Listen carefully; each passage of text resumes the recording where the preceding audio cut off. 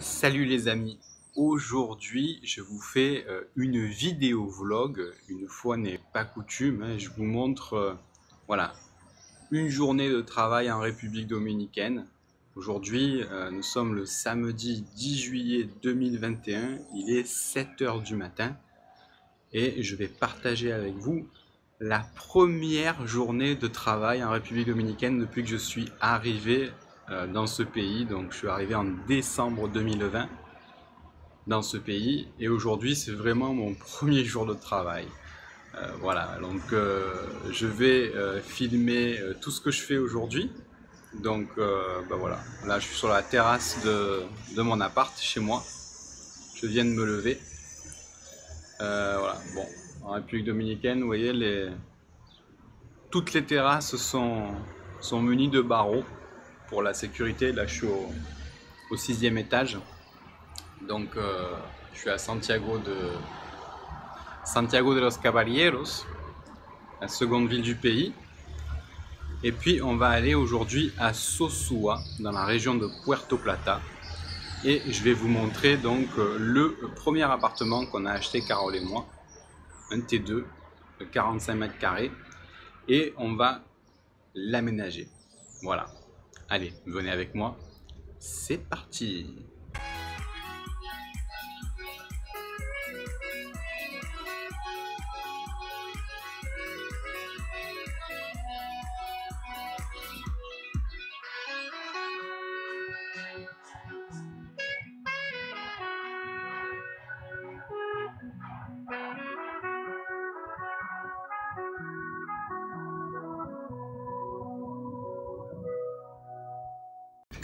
Allez, il est 7h30, on a fini de prendre le petit-déj, on file dans le sous-sol, on récupère la voiture et on part à Sosúa. C'est parti, bye. Voilà, allez, c'est parti. Regardez, hier j'ai fait le plein de la voiture, c'est tout ce qu'on va mettre dans l'appartement. Donc on part relativement chargé. Et puis, ben, c'est parti, hein, on y va. Allez.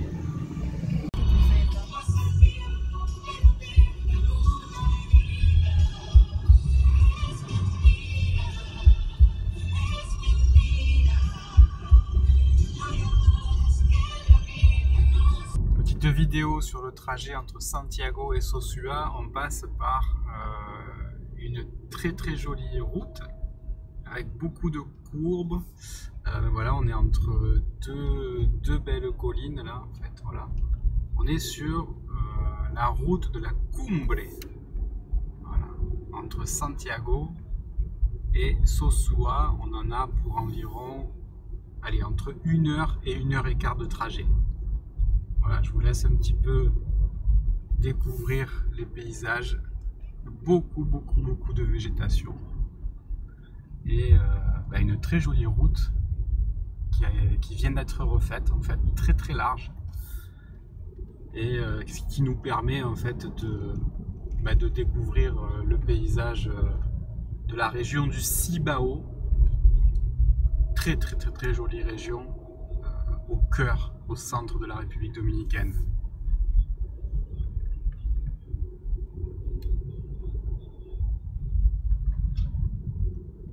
Je me souviens dans des commentaires Facebook, beaucoup de gens me disaient qu'il n'y avait pas de route en République dominicaine. Bah regardez, voilà, regardez l'état de la route.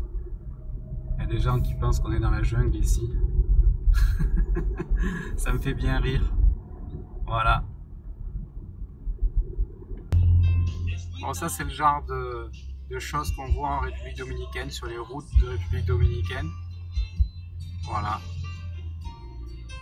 Une petite transhumance. Petit groupe de vaches avec ces bergers dominicains.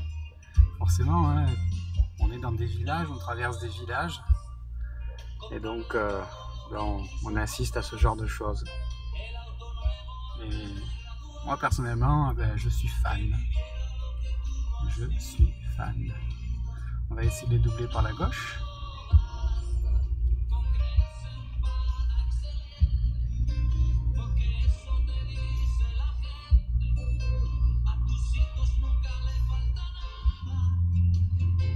On va essayer de ne pas aller trop vite parce qu'il y Elles galopent les petites vaches là.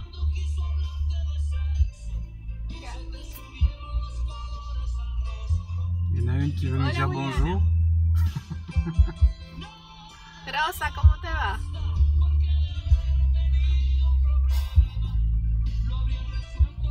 Tu sais qu'en République dominicaine, on donne des noms aux vaches. On donne des noms aux vaches un petit peu partout, en France aussi. Marguerite. Rosa. Comme ici, comme partout, je pense. Et oui les amis, la pluie s'est invitée dans notre voyage entre Santiago et Sosúa. On arrive, regardez, on est à 16 km de Sosúa. Voilà, 16 km de Sosúa. Voilà, on va arriver à la résidence d'ici un petit quart d'heure. Puis on va décharger tout ce qu'on a acheté pour le monter dans notre nouvel appartement. Donc, en début de vidéo, je vous disais qu'il s'agissait d'un T2 de 45 mètres carrés. Je me suis un peu trompé sur la surface. Ma compagne m'a repris. C'est un T2 de 57 mètres carrés. Voilà. Allez, on se retrouve tout à l'heure. Bon, mais les amis, c'est arrêté de pleuvoir. C'est plutôt pas mal. On voit que le ciel commence déjà à se dégager. Ça me rappelle un peu le temps qu'on avait sur Marseille. Il pleuvait un petit peu et puis après, boum, le soleil sortait. Bon, ça m'arrange aujourd'hui qu'il pleuve puisque comme ça au moins j'ai pas trop chaud. Donc je supporte mieux la chaleur quand il fait nuageux comme ça ou qu'il pleut. Parce que vraiment ici en République dominicaine, le soleil il est vraiment très chaud, surtout que bon, ben, on est au mois de juillet. Et donc c'est un petit peu comme en Europe, hein, on a l'été hein, de juin à septembre ici. Donc le soleil est vraiment brûlant durant le mois de juillet, même si on a quand même pas mal de pluie. On sort des saisons de pluie, enfin on est en plein dans les saisons de pluie, là, au mois de mai, juin, on a eu pas mal de pluie. Donc voilà, on a une alternance comme ça entre très beau temps et pluie. Mais voilà, inutile de vous dire que quand le soleil est là, il fait très chaud, on est obligé de mettre la clim partout, à la maison, dans la voiture. Voilà. Donc fin du trajet, on arrive d'ici une petite dizaine de minutes. Là ici sur la gauche, vous pouvez voir, on a un petit aéroport, l'aéroport international de Gregorio Luperón. C'est un aéroport qui a à Sosúa. Un petit peu avant, on vient de passer également la base aérienne de Puerto Plata. Voilà, base militaire ici, aérienne hein, de Puerto Plata. Voilà, allez, on se retrouve dans le parking de la résidence qui s'appelle la résidence Monte Vista. A tout de suite. Voilà, on vient de quitter la route principale et là on arrive dans un petit chemin, enfin un chemin, une petite route qui s'appelle la Calle La Mulata et qui va justement, qui donne accès au complexe de Monte Vista. Donc voilà, on est vraiment dans la nature maintenant, c'est ça qui est sympa. Regardez, on a une école d'anglais pour les enfants. Donc voilà, c'est plutôt sympa. École d'anglais internationale, et puis on a plein de petites maisons qu'on peut louer également, donc on est vraiment dans la nature, c'est ça qui est bien. Et je vous laisse le soin d'admirer la végétation ici, les arbres, voilà, les couleurs, les fleurs, etc. C'est vraiment magique.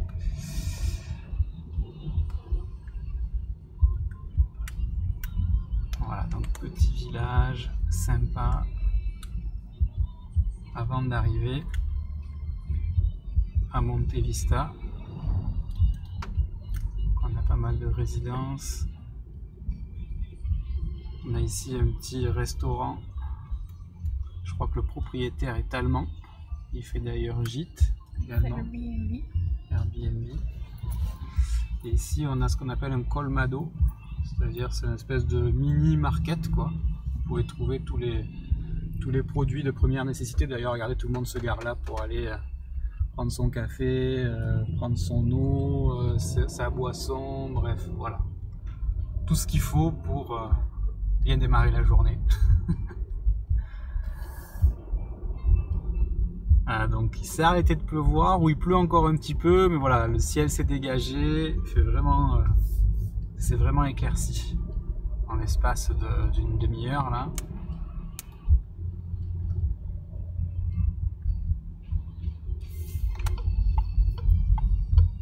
Voilà, ici on tourne à gauche, regardez, c'est indiqué Monte Vista, appart à hôtel et restaurant. Et voilà le parking de la résidence, ici.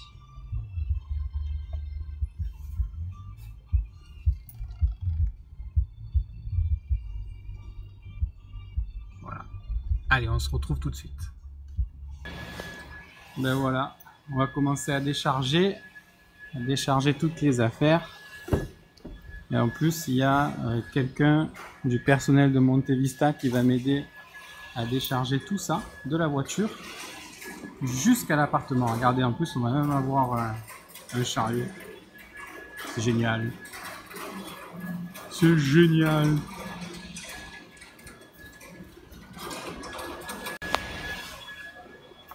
Voilà, on a commencé à charger un peu les objets, déco, tout ça, les plats, les... Salut. Et maintenant, on va aller directement à l'appartement. Donc vous allez le voir, c'est un complexe avec plusieurs petits bâtiments de 3 étages, 3 ou 4 étages, 4 étages même.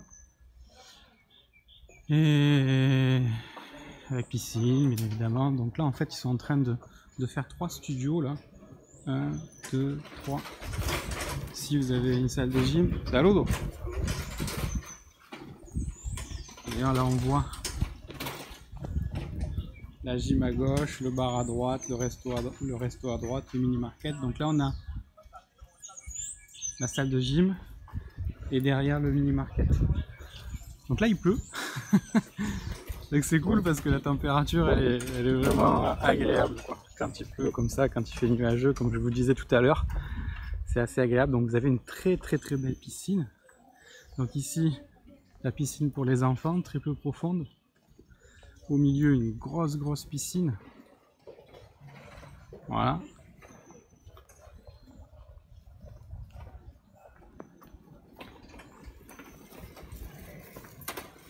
Au milieu de la piscine, vous avez un bar assez sympa.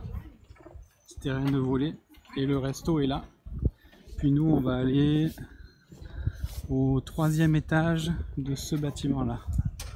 Voilà. Appartement, donc comme je vous le disais, c'est un 55 mètres carrés.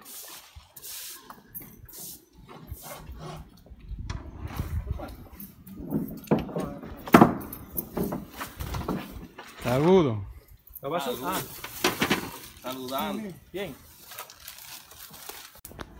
Voilà, avec l'aide du personnel de Monte Vista, on a tout chargé. Maintenant, on va y aménager un petit peu, hein. Il restait pas grand chose en fait à faire. Voilà. Ici, ça en fait c'est un miroir, c'est une porte qu'on a transformée en miroir et qu'on va mettre dans la chambre à coucher. Ici en fait le canapé, là il y en a 2. Celui-là il va virer et en fait on va retapisser celui-là avec une couleur plutôt bleu marine, parce qu'on va faire une décoration vraiment qui tire sur le bleu. Voilà. Donc ce mur-là, me semble-t-il, dans ce mur-là, on va le peindre en bleu. Donc ici, on a acheté toute la vaisselle. Donc on va ici aménager tout ça. Ce qui restera à faire ici, c'est qu'il y a un petit problème, regardez. On ne peut pas en fait lever la vitre. En fait les gazinières en Repdom, c'est comme ça en fait. On protège la gazinière avec une vitre. Donc en fait il faudrait que la vitre puisse monter jusqu'en haut, quoi. Et donc en fait ce qu'on va faire, c'est qu'on va recouper le meuble là pour le rehausser. Et pour pouvoir justement lever la vitre à 90 degrés. Voilà, sinon, petite cuisinière sympathique avec bouteille de gaz, puisque la gazinière fonctionne avec le gaz, voilà. Voilà, le frigo, donc il n'y a rien d'exceptionnel, mais c'est un produit en fait qui nous a été vendu entièrement rénové et meublé. Voilà, donc je vous montre quand même la vue, même s'il pleut, je vous montre quand même cette vue là, c'est quand même assez sympa, quoi. Voilà, donc on voit la piscine, le bar au milieu de la piscine, ça c'est le resto, et voilà, on a 1, 2, 3, 4, 5, voilà, 10 immeubles de 4 étages, au rez-de-chaussée, premier, deuxième, voilà, 3 étages. Voilà, donc ça c'est un petit T2 donc de 55 mètres carrés, voilà, avec la chambre à gauche et la salle de bain à droite. Et on est en train d'acheter en fait un T3 de 90 mètres carrés au niveau du 3e bâtiment, là, au niveau de mon doigt, là. On est vraiment face à la piscine. Et voilà, là pareil, c'est quelqu'un qui vend et qui vivait à l'année là, donc il a refait intégralement, il est nickel l'appartement. Donc voilà, comme ça on aura un T3 et un T2 dans cette résidence là. Et puis voilà, je pense que je vous ai tout dit. Alors oui, pour vous dire, ce produit là, c'est donc 60 000 $ qu'on l'a payé. Voilà, sachant qu'on a 1800 € de frais de notaire. Donc voilà, 1800 $ de frais de notaire. Donc voilà, on a acheté ça 61 800 $. Tout rénové. Voilà, ça correspond à peu près 50 000 €. Hein. Donc voilà, donc 50 000 €. On loue ça à 75 $ la nuitée le week-end. Donc ça fait 150 $ le week-end. Et une soixantaine de dollars la nuit en semaine. Donc voilà, on espère vraiment générer entre 1000 et 1500 $ de cash flow mensuel. Voilà. Sachant que ce qui est intéressant, c'est qu'on a un personnel de Montevista qui s'occupe du bien 24 heures sur 24, qui fait le check-in, le check-out, le nettoyage. D'ailleurs, vous voyez une personne ici, cette personne-là, c'est elle qui va gérer notre bien, qui va faire le check-in, le check-out. Donc, au niveau des draps, c'est pas nous qui les achetons, c'est le personnel de Montevista qui s'en occupe. Les serviettes, c'est pareil. Et devinez quoi? Ils nous facturent au niveau de la conciergerie, tout compris, 50 $ par mois. C'est-à-dire que pour 50 $ par mois, même si on a 20 check-in et 20 check-out, eh on nous facturera 50 $ par mois pour faire l'entrée, la sortie, le nettoyage du logement et le changement des draps. Voilà, donc c'est imbattable. C'est-à-dire que ça, en France, ça n'existe pas. Voilà, c'est-à-dire que si je devais faire exploiter ce bien en location courte durée en France, ça me reviendrait peut-être 300 ou 400 $ par mois. Allez, voilà. Bon, parce que je raisonne en dollars. Ici, on raisonne pas en euros, on raisonne en dollars. Voilà pour vous faire la petite visite. Le T3, il fait 90 mètres carrés et on l'a acheté 105 000 $. Voilà. Donc comme ça, vous avez vraiment tous les chiffres en tête. Allez, on se retrouve tout à l'heure. Comme vous le voyez, la pluie, c'est de l'histoire ancienne. Maintenant, il fait soleil. Donc on se prend un petit café. Et puis maintenant, on va aller dans une meublerie dominicaine pour refaire tapisser le canapé que je vous ai montré là, qui est dans la terrasse en fait. On va changer la couleur, donc on va le refaire tapisser en bleu marine. Donc ça va être le nouveau challenge de cette matinée. Et on va acheter également la peinture bleue pour repeindre une partie des murs de l'appartement. Voilà. À tout à l'heure.